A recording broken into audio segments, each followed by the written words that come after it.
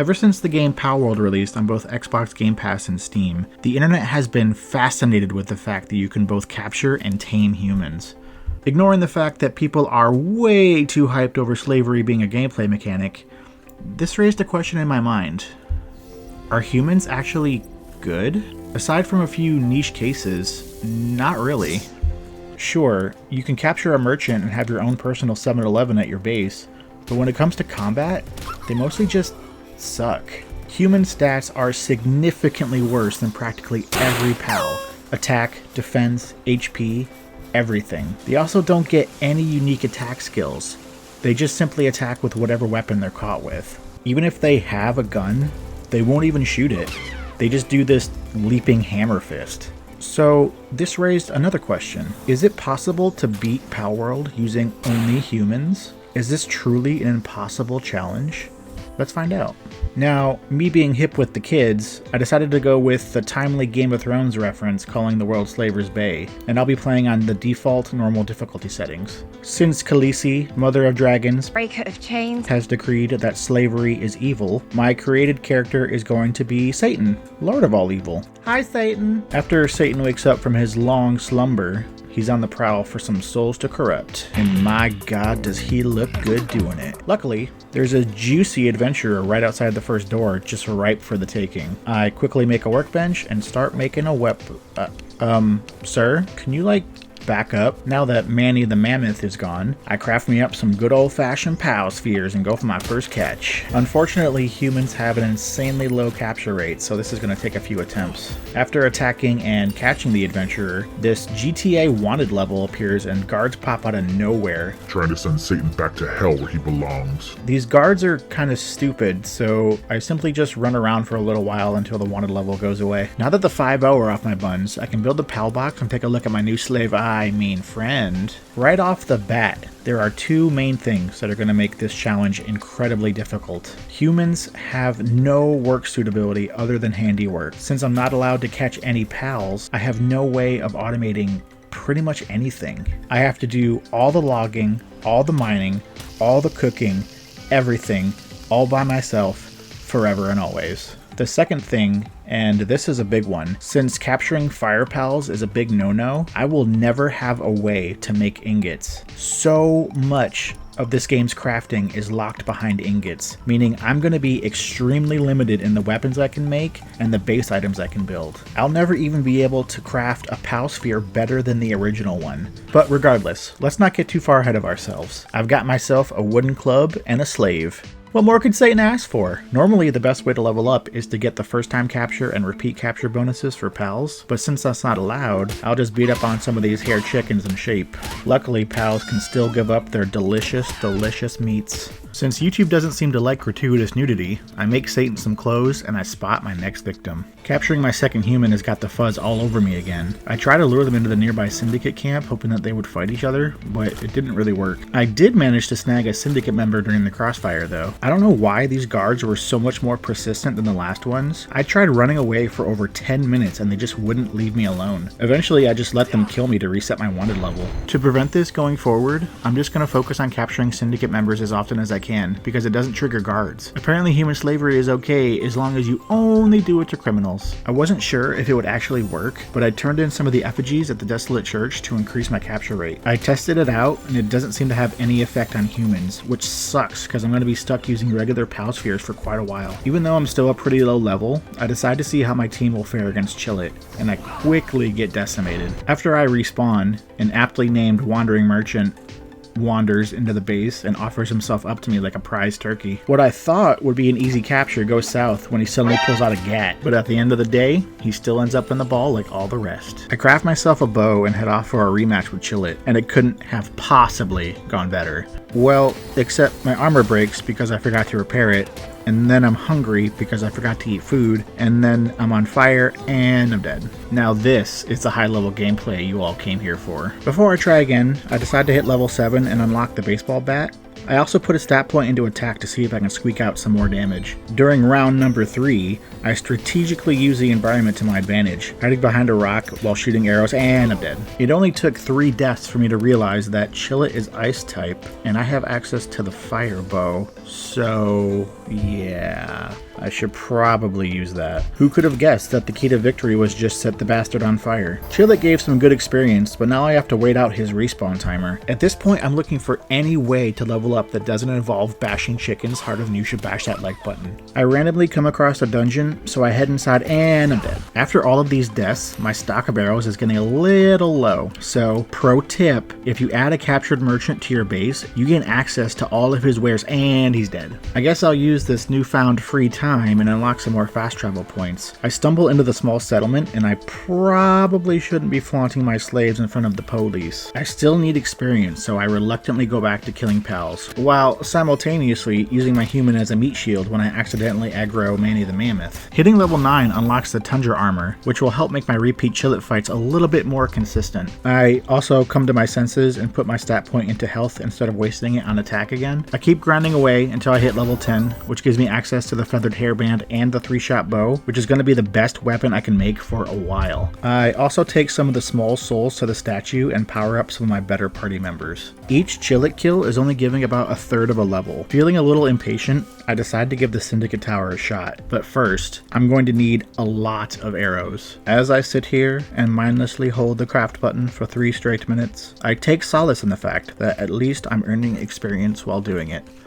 Silver linings. Attempt number 1 goes about as well as you'd expect. The combination of the firebow and the 3-shot bow just isn't doing enough damage. I level up to 11 and try again, instead going with the baseball bat this time. It's at this moment that I noticed something weird. My humans aren't doing any damage. They're attacking, but nothing is happening. Are they missing? Is Grisbolt's model too big for their attacks to register or something? Regardless, this is not good. Even though they have crappy stats, I at least thought that they were contributing something. Now I have to kill this boss and maybe all future bosses entirely on my own. This is probably a good time to mention that I did find a random skill fruit at some point while exploring. Before anyone asks, yes, you can teach humans new skills, but it doesn't really work. It actually seems to break their AI and stops them from attacking entirely. Luckily, this doesn't just turn them into a hungry brick though, because as long as you unequip the skill, they'll start attacking again. I try the tower once again, this time rocking a spear, hoping the faster attacks will somehow make the difference, and it's not even close. Let's do some math. Even with my strongest weapon, the 3-shot bow, I'm dealing somewhere between 120 and 150 damage a shot. Grisbolt has 30,550 HP. Assuming I didn't miss a single shot, I would need at least 255 arrows to bring him down. Now this is certainly doable with a bit of grinding, but there's another issue. The timer. I only have 10 minutes to complete this fight. 10 minutes divided by 255 arrows leaves me roughly 2.35 seconds for each shot. I don't think this is possible. I actually went and counted the frames, and while technically you can fully charge and shoot an arrow in less than 2 seconds, that leaves practically no margin for error. I literally wouldn't have time to dodge, and some of his attacks can paralyze you for a few seconds. This clearly isn't going to work. If you're wondering if the challenge stops here, not quite yet. I definitely still have some options available to me. My first idea was to catch an Alpha Crusher, hoping he would be able to damage Grisbolt, but after seeing that he was 10 levels above me, I decided I was not going to choose death this day. Instead, I happened across another nearby camp with some more reasonably leveled grenadiers. I decided to capture one just for the sake of filling out my imaginary human Pokedex. Gotta catch them all, am I right? I take my new grenadier for a test drive and, excuse me? Did you just do almost 2,500 damage? Was that a bug? I try again just to be sure, and yep, this grenadier is doing disgusting amounts of damage. Where have you been all my life? Not to look a gift horse in the mouth, but I had to ask the question.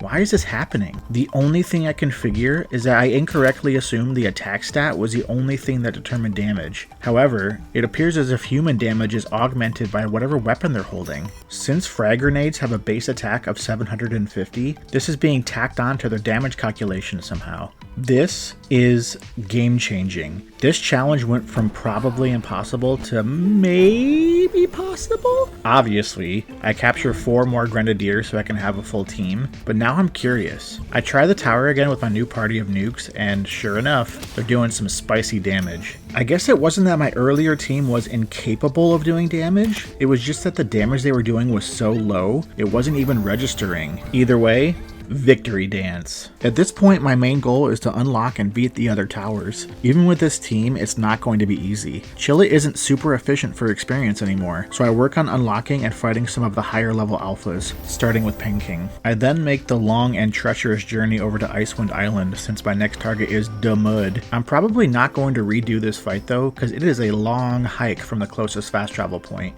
I make sure to slaughter some pals along the way and Rushbore, you okay? You alright? I also get stuck in a wall fighting Dynasum, so that happened. I come across a Syndicate Hunter who's rocking a shotgun, so I make sure to capture him. Sadly, his damage is chump change compared to the Grenadiers. My next target is Sweepa Majestia Fuzz, a title I've also been known to go by. Also, just to brag a little bit, I managed to snag a Syndicate Cleaner with a 2% chance on my first ball, an achievement that was ultimately unnecessary since his attack isn't that great either. Next on the chopping block is Grintail. You know what? I've been working hard and I need a me day, so I decided to just frolic in the fields and collect berries while my Grenadiers do all the work. I also tried to kill this Alpha Nightwing, but my Grenadiers were having trouble hitting a flyer, so I couldn't do much damage. After he breaks my spine in half, it takes forever to get back and collect my items, so I think I'm just going to take the L and let this one live. After all of these fights, I've hit level 16 and unlocked the Mega Shield. Even though I have the materials to make it, it can only be crafted on a high quality workbench, which brings me to this guy. Bussy. Bussy is going to be extremely important. Why, you may ask? Let's not ruin the surprise just yet. I try to take him down, but he's 7 levels above me, and even the Grenadiers are barely doing any damage. Time to level up by doing the Alpha Circuit a few more times. Since it's pretty easy to get to, I've added Agirobe into the kill rotation. I was tempted to invoke the Shiny Claws when I found this lucky Tansy, but the experience I would get from the capture bonus is technically cheating. Plus this number up here in the top right being 0 is proof that I truly used no pals in this run. Though it breaks my heart, I have to put him down. I come across a pack of Wild PETA members. Some of them have crossbows and others have a big stick. I capture a couple of each just in case. I keep hoping I'm somehow going to find something that surpasses even the Grenadier damage, but it is not this day. So, into the box they go. After hitting level 19, it's time to smash that Bussy harder than you can smash that subscribe button. His attacks are still pretty scary, so I lame it out and hide behind a pillar to avoid them. It takes a while, but the Grenadiers finally manage to bring him down. And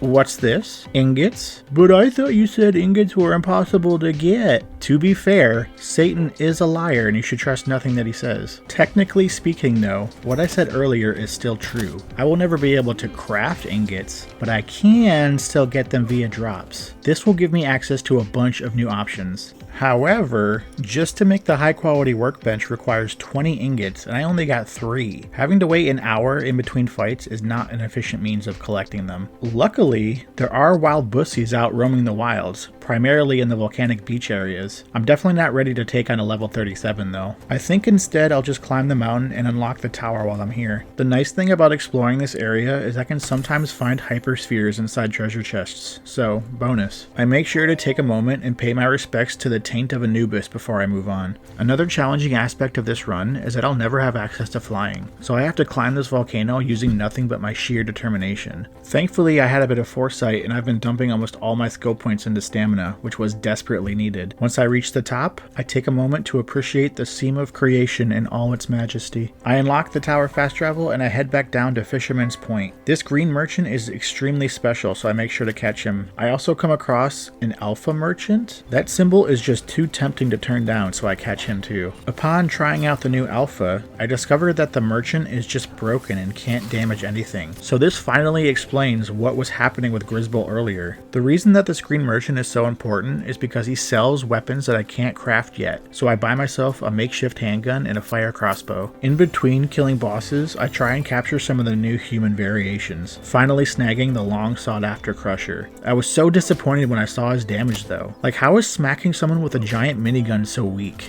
Even with the handgun, killing these bosses is taking longer than I'd like. It's a risk, but I think it's time to take a swim over to the desert. This pilgrimage across the sand takes a long time. Clearly, it was not meant to be done on foot. Just before I find salvation in the form of a fast travel point, an exploding Toko Toko almost kills me. The fear of having to do this slog again had me clenching so hard I could have made diamonds. You're probably wondering why I came out to the desert so early. My main objective was to capture this red and green merchant over in Dune Shelter. The red merchant sells ice organs, which will be nice to have later, but the real prize is this green merchant who sells a musket. Sadly, I blew all my money on the handgun and crossbow, but at least leveling up and earning money go hand in hand. I collect and sell some alpha body parts until I can afford the musket. With my new boomstick in hand, I start tackling some of the higher level fights. I get my first kill on Fenglope and find a defense pendant in the chest behind him. I'm able to barter Fenglope's fur to buy a heat pelt armor and a thermal undershirt. I also managed to get a legendary hairband recipe, which has a chance of dropping from Peng King. I decide to use the excessive amount of resources required to craft it so I can boost my health and defense as much as possible. Leveling up at this point is really starting to slow down.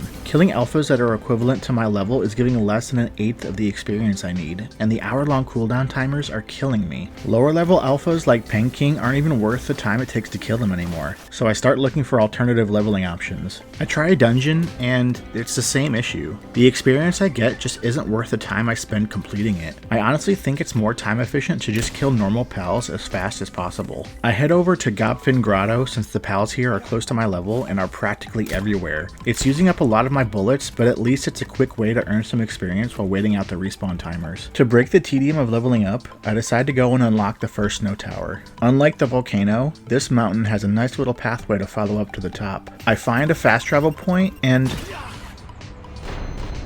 this just makes me glad that the bees are dying off. I make it to the top, unlock the tower, and we all know what that means. Back to leveling. Fenglope is definitely the best option for experience at this point, but getting back after the fight is not the easiest thing to do. Even though it's going to require every ingot I have, I think it's worth making a grapple gun, if only for the sake of my own sanity. I'll be a lot happier never having to free climb this stupid waterfall again. After hitting level 26, I think it's time to give Lily and Lylene a try. It actually goes better than I expected. I almost kill her on my first attempt, but I'm just shy on damage before the timer hits 0. I think I can do this as long as I optimize my gameplay a little bit. I get close to killing her again, but I choke at the last minute and she gets the kill on me instead. I want to try again, but I'm wasting a lot of resources on these attempts. Not only did I use a lot of arrows and bullets, but on top of that, both my fire crossbow and my musket are almost broken. Both of them need ingots to repair, and I still don't have easy access to them. The only thing I can do is buy a replacement, and that is not cheap. I need to be a little bit more conservative, so I wait until I'm level 27 before trying again. The extra level is just what the doctor ordered. I take Lylene down with less than 30 seconds to spare. Lily is, understandably, upset about it. 2 towers down, 3 to go. Ever since I discovered Grenadiers being the VIPs of this challenge, I have been dying to capture one of these Syndicate elites. They're equipped with a rocket launcher, and if the same rules apply to rockets as frag grenades, let's just say that I'm excited.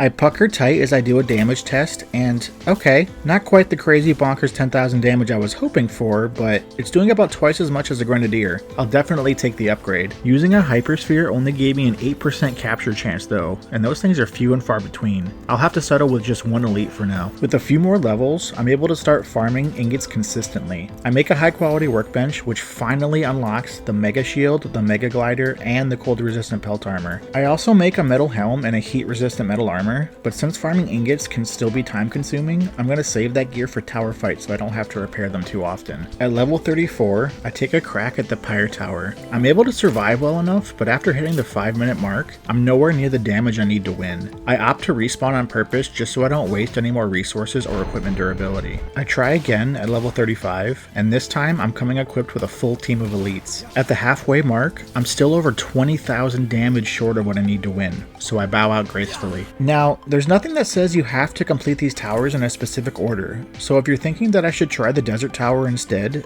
there's a problem. Phalaris is the thing that could make this challenge actually impossible. You can probably guess why, but let me show you. Being a flyer, my elites are pretty much incapable of hitting him. Without their damage, I have no chance of winning, at least not yet. My best option right now is to level up, and I can't even begin to express how incredibly tedious this process has become. Killing level 38 alphas are barely giving 5% of the experience I need to go from level 35 to level 36. I need to kill 20 alphas, and that number is only going to go up with every level. It's going to take hours upon hours to get where I need to be, but I'm determined to see it through. I had originally planned for this to be one big video, however, considering how much time I need to invest into leveling up, I decided to split it into 2 parts. I'll return after Satan is done cooking cooking these berries. So, what do you all think? Will I be able to brute force my way past Valeris, or is this challenge truly impossible? Throw your predictions down in the comments. Also, if you made it this far, consider hitting that like and subscribe button. You don't want to miss part 2. Until next time,